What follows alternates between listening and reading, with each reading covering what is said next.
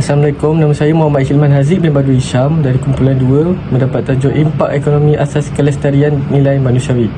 Jadi bagi pengenalan, manusiawi bermaksud kepribadian yang bersifat kemanusiaan atau ciri-ciri hidup yang lebih mulia, abadi dan sebati dengan sifat dan unsur. Kelestarian nilai manusiawi merujuk kepada pemeliharaan dan perkembangan nilai-nilai yang mementingkan martabat, hak asasi, kesejahteraan dan etika manusia. Konsep ini seringkali dikaitkan dengan tindakan kebijakan dan praktik yang bertujuan untuk memastikan bahawa kehidupan manusia dihormati, dilindungi dan diberikan peluang untuk berkembang secara adil dan berlanjutan. Beberapa nilai manusiawi yang penting dalam konteks ini meliputi martabat manusia untuk memastikan bahawa setiap individu diperlakukan dengan hormat dan tidak dihina. Ini menyebabkan penghargaan kepada hak asasi manusia seperti hak untuk hidup, kebebasan dan keadilan. Yang kedua, kesejahteraan bagi memastikan kesejahteraan fizik, emosional dan sosial manusia. Ini melibatkan daya upaya untuk memberikan akses yang setara terhadap layanan kesihatan, pendidikan, pekerjaan dan keperluan dasar lainnya. Yang ketiga, keadilan untuk memastikan bahawa sistem sosial adalah bersifat adil sehingga setiap individu memiliki kesempatan yang sama dan tidak terdiskriminasi berdasarkan bangsa, agama, kaum atau kepribadian yang berbeza. Yang keempat, solidariti adalah untuk mendorong kerjasama dan dorongan antara individu-individu dalam masyarakat, terutamanya dalam situasi-situasi sukar atau dalam membantu mereka yang kurang bernasib baik. Yang kelima, kepedulian dan empati bagi memahami dan merasakan perasaan dan penderitaan orang lain serta bersedia memberikan bantuan dan dorongan kepada mereka yang memerlukan. Jadi, kelestarian nilai manusiawi bertujuan untuk membangunkan masyarakat yang berlanjutan secara etika, sosial dan ekonomi, di mana setiap individu memiliki peluang yang adil dan hak-haknya dihormati. Dan dalam banyak perbincangan, konsep ini juga berkaitan dengan pelestarian lingkungan kerana kesejahteraan manusia tidak dapat dipisahkan dari kesejahteraan alam dan ekosistem yang kita berikan.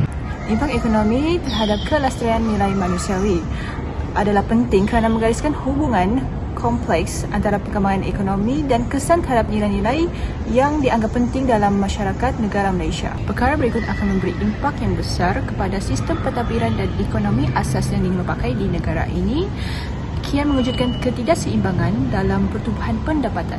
Perbezaan pendapatan yang besar antara golongan kaya dan miskin boleh mengancamkan nilai ketidakadilan sosial dan kesejahteraan manusia. Contoh yang boleh dipakai adalah semasa pandemik COVID-19 yang berluasan di negara kita. Ramai rakyat yang terkesan dari pelbagai segi, terutamanya masalah ekonomi sesebuah keluarga itu sendiri. Selain itu, kita dapat lihat di negara kita sendiri, terutamanya di Sabah dan Sarawak, rakyat Marhen banyak mempersoalkan apa tindakan mereka yang telah dilakukan kepada negeri Borneo kerana hasilnya masih tidak dapat menjadi buah mulut lagi. Perbuatan jalan raya masih banyak tergendala dan tidak membuahkan hasil, juga telah sedikit sebanyak mengeluarkan banyak kos yang mengakibatkan ekonomi negara masih tidak stabil. Persoalannya, bagaimana ekonomi dapat membantu dalam sistem pentadbiran negara? Assalamualaikum, saya Rashid Rafiki bin Rosli, nombor pelajar 2023858626. Jadi saya akan membentangkan tentang faktor permasalahan impak ekonomi asas kelestarian nilai manusiawi. Jadi faktornya ialah ketidaksetaraan ekonomi seperti pendapatan dan kekayaan adalah salah satu isu utama dalam ekonomi yang berkaitan dengan kelestarian nilai manusiawi. Pengangguran dan kebajikan tenaga kerja menyebabkan tingkat atau taraf pengangguran yang tinggi atau kurangnya akses kepada pekerjaan yang layak dapat merosakkan nilai-nilai manusiawi, termasuk juga martabat dan kesejahteraan individu. Seterusnya, akses yang tidak merata ke pendidikan dan layanan kesihatan juga menjadi permasalahan penting. Contohnya, ketidaksetaraan dalam akses ini dapat memperlahankan perkembangan manusia untuk mencipta ketidaksetaraan dalam masyarakat. Selain itu, pelindungan lingkungan dalam pembangunan ekonomi yang tidak berlanjutan juga dapat merosakkan lingkungan dan merugikan manusia. Ini dapat mengakibatkan permasalahan seperti pencemaran udara, air, perubahan iklim dan kerosakan ekosistem. Seterusnya, keadilan sosial adalah aspek penting bagi ekonomi yang berlanjutan. Hal ini menyebabkan pengedaran yang adil dari kekayaan dan peluang bagi semua anggota masyarakat. Akhir sekali, globalisasi dan perdagangan dapat memberikan manfaat ekonomi, tetapi juga dapat mewujudkan halangan dalam hal perlindungan pekerja, hak asasi manusia dan kelestarian lingkungan.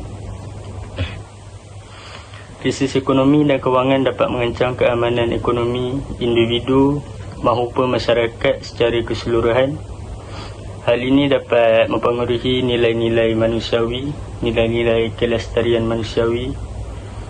Jadi penting untuk memahami hubungan antara ekonomi dan nilai-nilai manusiawi serta bagaimana kebijakan ekonomi dan tindakan usahawan yang dapat mempengaruhi martabat dan kesejahteraan manusia. Pendekatan ini berterusan dalam ekonomi. Jadi kita haruslah sering dialu-alukan untuk mengatasi permasalahan ini dengan memasukkan pertimbangan sosial, lingkungan dan etika dalam pengambilan keputusan ekonomi. Itu saja dari saya. Assalamualaikum warahmatullahi wabarakatuh. Saya Muhammad Adam bin Abdullah. Nama metrik 2023437198. Saya akan bercakap tentang kesan pengabaian hak asasi manusia dalam negara. Pengabaian hak asasi manusia dalam negara dapat memiliki impak yang serius pada individu dan masyarakat. Beberapa impak negatif dan pengabaian hak asasi manusia dalam suatu negara termasuk: nombor 1, ketidakadilan. Ketidakpatuhan terhadap prinsip-prinsip hak asasi manusia dapat mengakibatkan sistem hukum yang tidak adil, di mana orang-orang mungkin ditahan atau dihukum tanpa proses hukum yang adil. Ini juga dapat menyebabkan penyalahgunaan kekuasaan oleh aparat penegak hukum atau pemerintah. Nombor 2, impak ekonomi. Pelanggaran hak asasi manusia juga dapat berdampak pada perkembangan ekonomi suatu negara. Hal ini kerana ketidakstabilan politik dan hukum serta pelanggaran hak properti dan kontrak dapat menghambat investasi asing dan pertumbuhan ekonomi. Ketiga, ketidakpercayaan masyarakat. Pengabaian hak asasi manusia dapat merosakkan kepercayaan masyarakat terhadap pemerintah dan lembaga-lembaga yang ada. Ini dapat mengurangkan legitimasi pemerintah dan mendorong ketidakpatuhan terhadap hukum. Yang keempat, pelanggaran hak-hak individu. Pengabaian hak asasi manusia dapat menyebabkan pelanggaran hak-hak individu seperti hak kebebasan, hak privasi, hak atas pendapatan dan ekspresi dan hak atas perlindungan dari penyiksaan. Ini dapat mengakibatkan penderitaan individu dan kelompok yang terdiskriminasi. Kesimpulannya, pengabaian hak asasi manusia adalah masalah serius yang harus dihindari dalam setiap negara yang berkomitmen untuk menjaga prinsip-prinsip hak asasi manusia. Upaya untuk mempromosikan, melindungi dan menghormati hak asasi manusia adalah esensial untuk menciptakan masyarakat yang adil, damai dan berkelanjutan. Sekian, terima kasih. Assalamualaikum warahmatullahi wabarakatuh. Nama saya Rabiata Dewi binti Razali. ID number 2023466254. Hari ini saya akan membentangkan tentang penyelesaian kepada isu dan permasalahan ekonomi asas kelestarian nilai manusiawi. Bagi menyelesaikan isu dan masalah dengan kesan ekonomi terhadap pemeliharaan nilai kemanusiaan menyebabkan pelbagai tindakan yang mesti diambil oleh individu, kerajaan, perniagaan dan masyarakat secara keseluruhan. Berikut ialah beberapa langkah yang betul yang boleh kita ambil. Yang pertama ialah pendidikan dan kemahiran. Pelaburan dalam pendidikan dan latihan kemahiran yang berkaitan boleh membantu meningkatkan akses kepada kerja yang baik dan menyumbang kesejahteraan ekonomi individu. Yang kedua, penggunaan manfaat. Mendidik orang ramai tentang kepentingan penggunaan mampan dan bagaimana mereka boleh mengurangkan jejak alam sekitar mereka melalui keputusan pengguna yang bijak. Yang ketiga, penyertaan komuniti. Masyarakat boleh memainkan peranan aktif dalam proses membuat keputusan dan menggalakkan tindakan yang menyokong nilai kemanusiaan. Ini termasuk mengambil bahagian dalam pilihan raya dan menyokong pertubuhan bukan untung yang menggalakkan keadilan sosial dan alam sekitar. Yang terakhir, kerjasama antara negara. Kerjasama antara bangsa adalah penting dalam menyelesaikan isu ekonomi dan alam sekitar secara global. Negara boleh bekerjasama dalam perjanjian dan organisasi antarabangsa untuk menangani isu ini secara konduktif. Itu sahaja daripada saya. Terima kasih. Assalamualaikum, saya Muhammad Fakri bin Hashim membawa tajuk Impak Ekonomi Asas Kelestarian Nilai Manusiawi. Sebagai kesimpulan, setiap negara dan komuniti mungkin mempunyai cabaran yang berbeza dan penyelesaian yang sesuai mesti disesuaikan dengan konteks tempatan. Namun begitu, prinsip asas keadilan sosial, perlindungan alam sekitar dan penghormatan terhadap maruah manusia mesti menjadi panduan dalam usaha menyelesaikan isu dan masalah yang mempunyai kesan ekonomi terhadap pemeliharaan nilai kemanusiaan.